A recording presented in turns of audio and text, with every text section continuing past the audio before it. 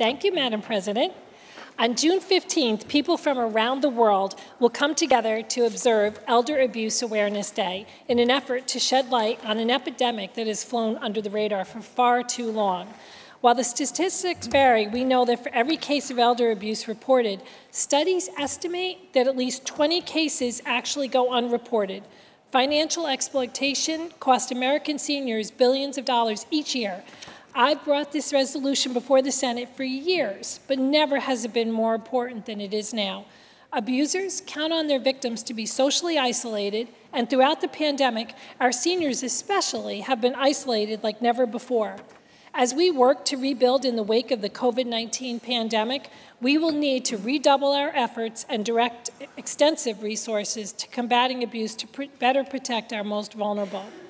That starts by holding a Senate oversight hearing to get to the bottom of why over 35,000 complaints regarding New York's nursing homes went unanswered or unsubstantiated during the pandemic. As many of you know, a recent investigative report published in LOHUD revealed this shocking number, and it cannot be ignored. You know, during the pandemic, families, loved ones, and ombudsmen were shut out of these facilities in the name of public health. It is these individuals who so often act as the eyes and ears for vulnerable residents and play a critical role in keeping them safe from abuse. With no alternative plan in place to ensure safety and adequate treatment during this time, despite comprehensive legislation I put forward in 2020 to ensure any claims of abuse were received and promptly investigated, it seems once again these vulnerable New Yorkers were an afterthought to the state, and it is absolutely unacceptable.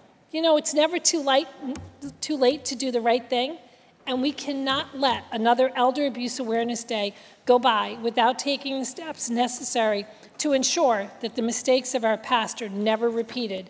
That means by completing a bipartisan investigation into the state's handling of the pandemic and nursing home deaths, and launching a legislative oversight hearing to figure out how over 35,000 calls for help could possibly have languished like they did.